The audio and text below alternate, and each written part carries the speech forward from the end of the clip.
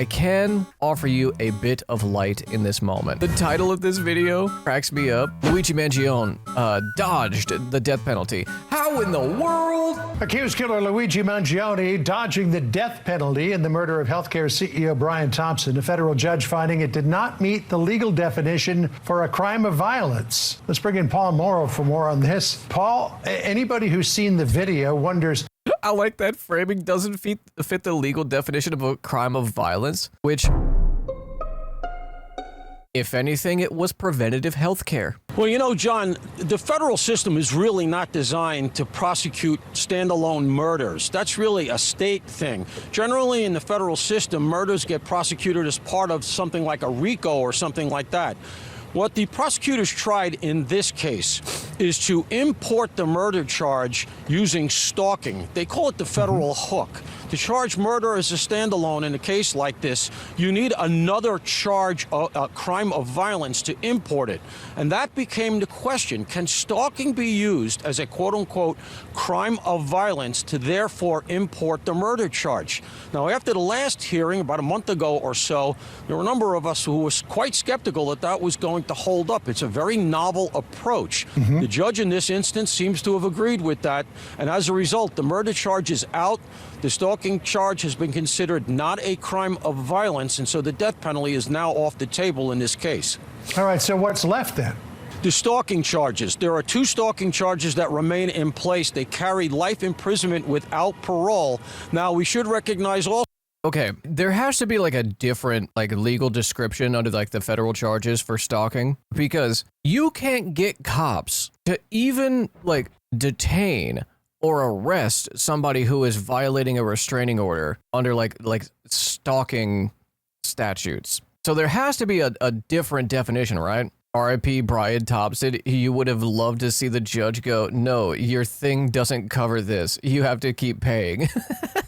There has to be a different definition here. Also, that the prosecutors do have the option to appeal.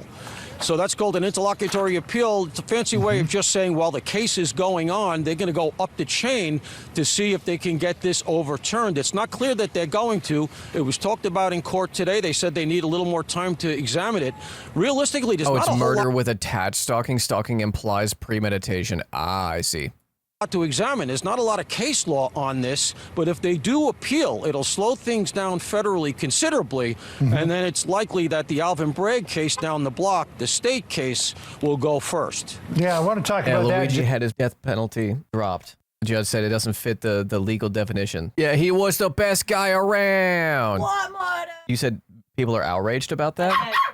Fuck. Oh, the Republicans? Yeah, I mean, the Republican Party and news broadcasters are pissed about it, but not anybody who votes. They're going to have a hard time proving the stalking that's led to murder as a concurrent act. So we'll probably only get 15 years if they decide to claim murder without stalking. And they still have to prove that it was in fact him. The evidence that was found in his backpack, that includes a firearm, a loaded magazine, a silencer, and his alleged manifesto journal. But if you're not going to prosecute him for a crime of violence involving murder with a firearm, what does any of that matter? Well, if nothing else, what it does is it demonstrates his very clear intent. You just got to be subbed. Because the stalking charge, as I said, carries life in prison without parole.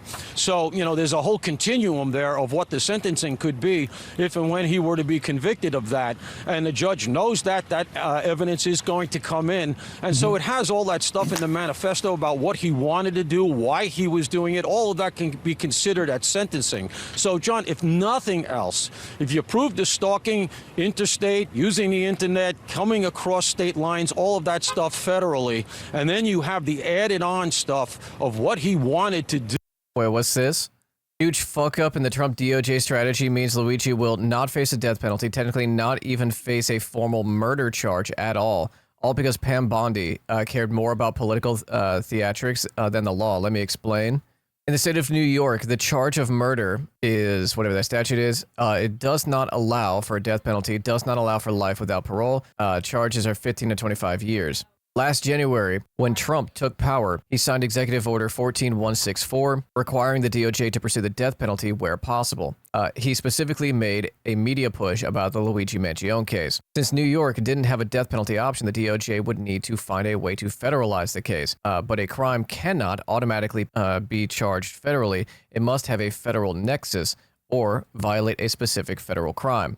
This meant the courts needed to prove that Luigi had done the murder while already doing yet another crime of a violent nature. We are now three layers of unnecessary crime deep because they wanted the death penalty. Yeah, they wanted a sacrifice, right? They wanted a lesson to be taught to the working class, to the peasants, like, hey, you do not come after us. We will publicly execute this person. And they're trying to do that for Tyler Robinson, too. The DOJ tried to argue that the interstate stalking and electronic stalking were violent crimes. They may still try and fight the case outright, but because Trump's DOJ botched this case, Luigi could look at as little as 12 years, even if he admitted to it.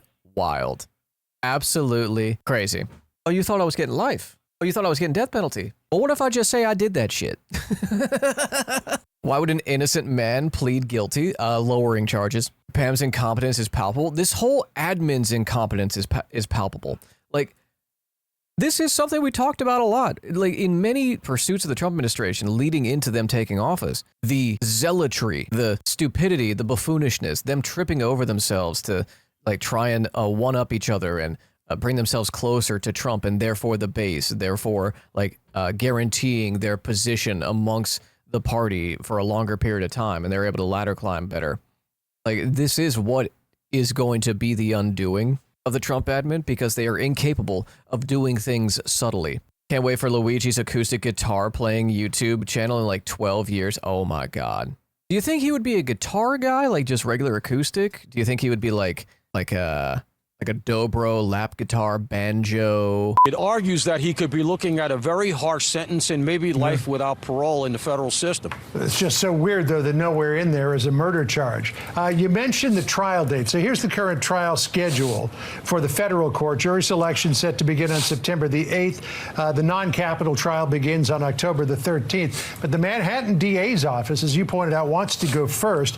Here's what the Assistant District Attorney Joel Siderman said, quote, "The state has an overriding interest in trying this defendant for the cold-blooded execution of Brian Thompson on December 4, 2024. Why charge him with murder when he didn't do it? Solid defense. I think his attorney should look into that. Your Honor, I ask you and the jury, why charge my client with murder when he clearly didn't do it? The whole jury's like, supports our request that we proceed first, and outright to a speedy resolution of this case would be severely compromised should the federal trial proceed first." So they want to go for the murder charge. As you pointed out, murder is typically a state charge, not a federal charge. Who do you think wins in this case, the state or the feds? I think the way things are going, I would not be surprised at all if the state gets there first. First of all, I think there's a good chance that the prosecutors in the federal case will appeal. That'll slow things down significantly. Second of all, in the state cases just in general move more quickly. They are further along. You know something that I recall happening in both the Tyler Robinson assassination of Charlie Kirk and this is that there was speculation that both Tyler Robinson and whoever like got Brian Thompson, it wasn't Luigi, were like professional assassins because of the efficiency in which they did this.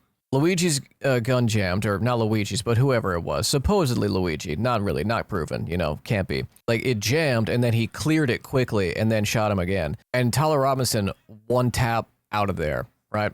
Yeah, or a professional assassin. There is something to consider that, like, we have an excess capacity for violence, and, like, gun culture is very common in America. Guns are not, you know, hard to come by. You could pick one up at Walmart if you want to. It feels to me like these guys in media who say shit like that, either they are hyper gun perverts who think like, oh yeah, dude, like that's something like I would be able to do, and I practice with guns a lot, you know, like I'm always around guns, so like him being able to clear that way, you know, like I could do that when I practice with guns a lot, so he must be a professional. Or they have never been around guns. They don't want us to recognize how easy it is to do this. Like, I'm not Fed posting, but it is. We see how easy it is for the state to do horrendous shit, but there's no way a regular person couldn't do the same. Right, there is like, you know, an attempt to mythologize it, to romanticize a little bit that, like, wow, You'd have to be really good to do this. When meanwhile, like that guy that attacked Ilhan Omar, I don't know what the security getting into that town hall was like. I would imagine that it's not that strenuous, right? Like, thank God he just had a little syringe of apple cider vinegar. Because, like, there's a reason why she has constant security. Media forgets that regular people have weapons training too, not just the military, yeah.